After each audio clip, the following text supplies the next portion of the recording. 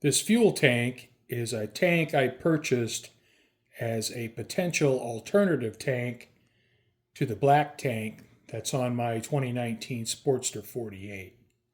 Now this tank is a 2018 tank, but it is a Sportster 48 tank. Now I knew it had some defects in the finish, and it also has a, let's see if I can get it to show up. There's a small ding right here in the top. Right there. Now, if I can buff these scratches out, I may try to use it as is. Now my Sportster 48 has a black tank.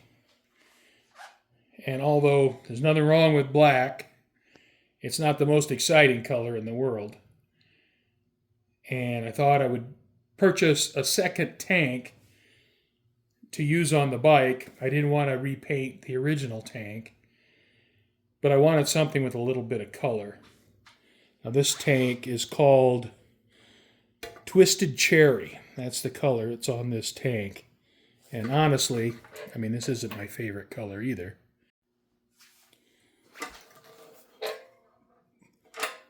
The tank is in pretty good shape.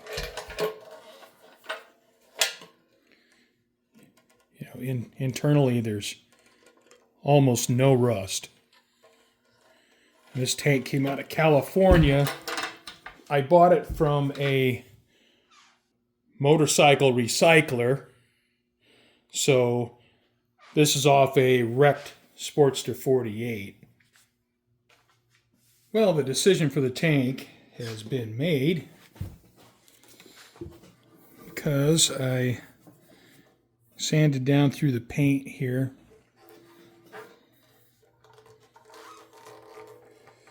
See right here.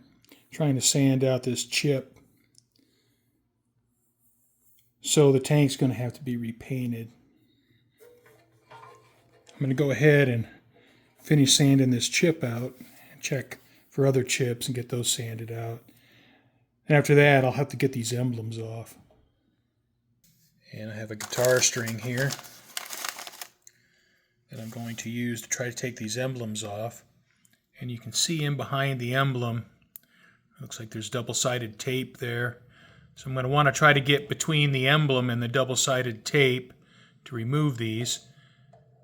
Now I don't want to damage the clear coat if I can help it, because if I damage the clear coat, well, that's just something else I have to fix. So I don't want to do that. I have the covers for the front mounting tabs, and I have the metal Harley-Davidson emblems off of the tank.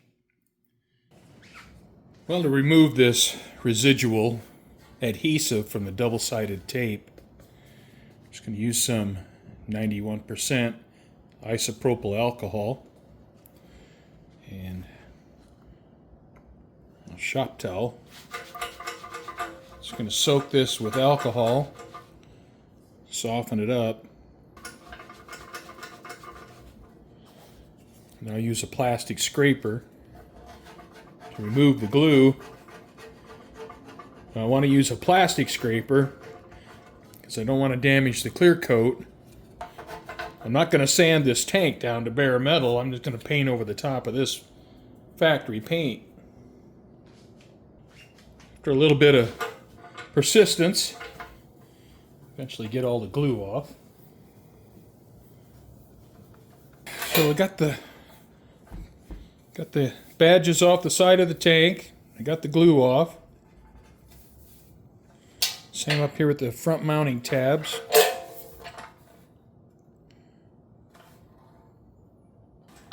There is a real small dent right here. So that's what I need to do now, is I need to get this dent out. Now for this, I'm going to use the old school Bondo filler.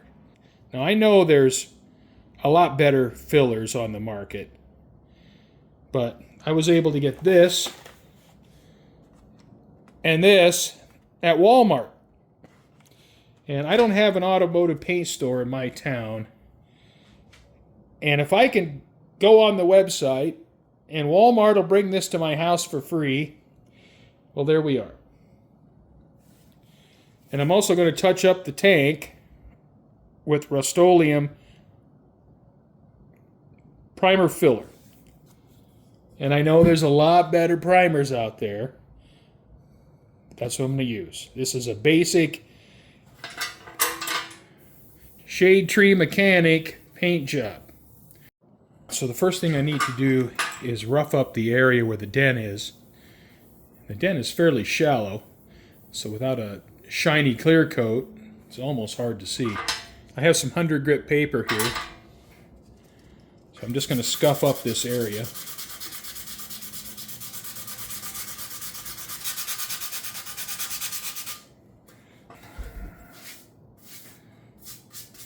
So I'm down to bare metal, and I'm going to apply my filler right over this area. See, I got a bag of old Bondo applicators here, so I'll pull one out, get it ready to use. I have an applicator here. It's about the size of the area I roughed up. I have a paper plate for mixing up the Bondo. Got some popsicle sticks here I'll use to mix it with. And I have a piece of 1-inch extruded foam insulation. I use a lot of this stuff for my model railroad, so I'll cut a sanding block out of this.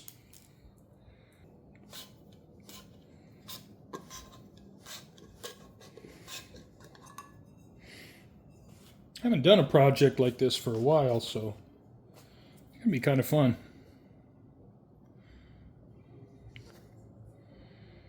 Now the way it works out for me is I put on a bunch of this Bondo and I'll sand about 99% of it off.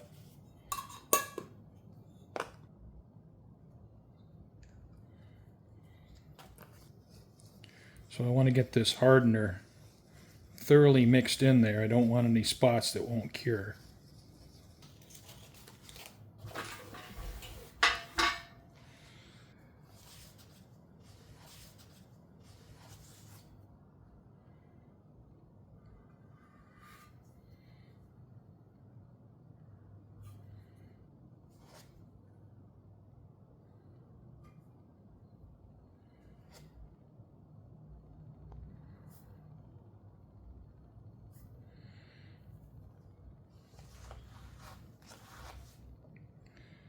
All right, I'm going to go with that. I'll let that cure. I'll cut a sanding block out of that foam, and we'll give it our first pass. This is dried for about 5 minutes, so I'm going to go ahead and take some of that down. Still hot in Arizona, sweating like a pig. Filler's still a little bit tacky, so it's gumming up my paper. And I think patience is the key. Don't get in a big rush. Now when you take your first swipes across your filler, you want to use a pretty coarse grit paper because you want it to cut. So you might think, oh, I need to use like a 220 or a 360 grit paper. No, you don't want to use that because that paper just glides across the top of the filler. You want a coarse grit paper that'll cut the filler and get it down to shape. So I'm getting close here. I have this sanded out to where I think I'm pretty close. Now one thing you can do, kind of a trick to enhance your feel, is to put a rag on the surface and then go over it with your hand. Now you think that would desensitize your feeling, but it actually makes it easier to tell where you're at. Now this Bondo glazing putty is super old school. There's better stuff out there, but this is what I'm using.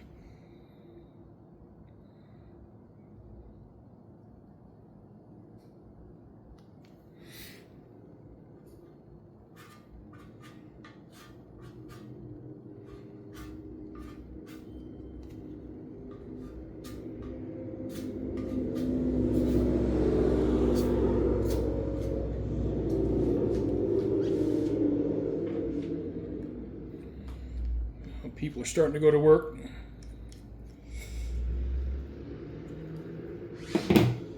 I'm retired, so I don't have to do that. I have a fan going, trying to cool the garage down. It's not too bad outside. It's still pretty warm in the garage, though. Now, this spot putty air dries. There's no catalyst, so you just got to be patient and wait for it to air dry. Now, you can see in the center here where I have the Bondo filler, hasn't dried yet. Here where it turned a real pale red, these areas are dry.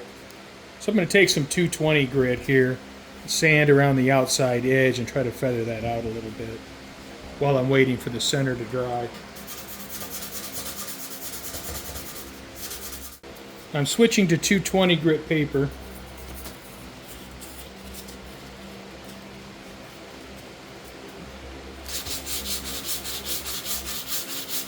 And I'm not pushing on the block. I'm going to let the sandpaper do the work here.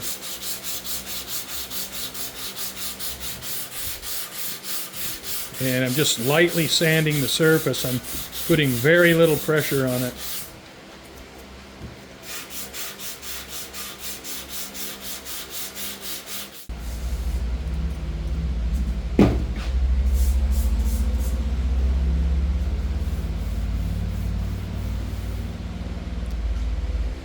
I'm at the point where I think I want to put a little bit of primer on there and sand the primer and see what that looks like. I'm going to spray a little bit of this Sandable Filler Primer.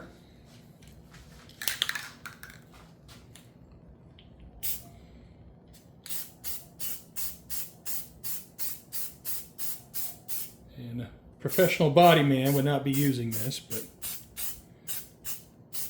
I'm just a guy in the garage.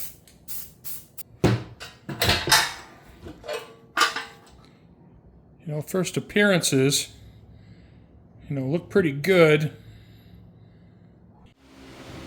Well, I'm going to sand this primer. I'm going to use 320 grit. Now I have a fan going. I'm trying to cool the garage down, so it's going to be a little background noise. Alright, my dent's starting to show up. You can see the red spot putty starting to peek through right here. So I know the dent's right in here. Again, just glide across the surface with the sanding block. Let the sandpaper do the work.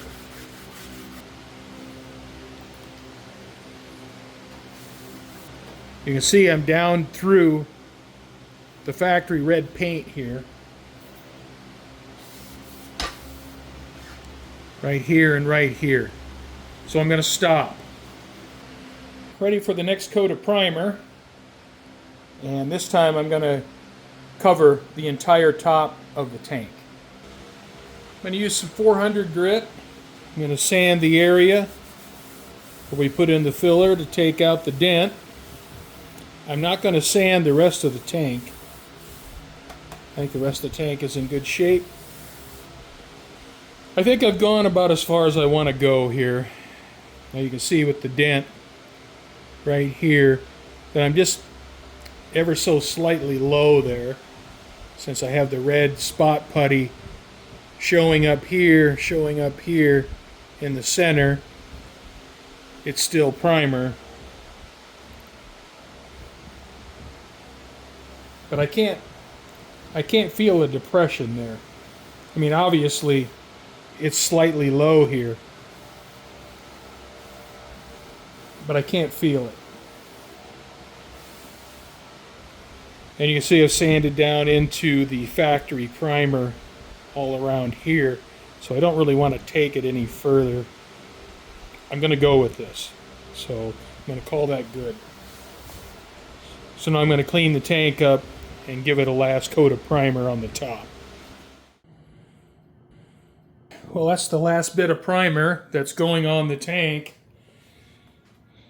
Next time I do something with this, I'll be sanding it with 800 grit and getting ready for base coat. So I'm going to end this video here. Well, thank you for watching. And next time, put some color on it.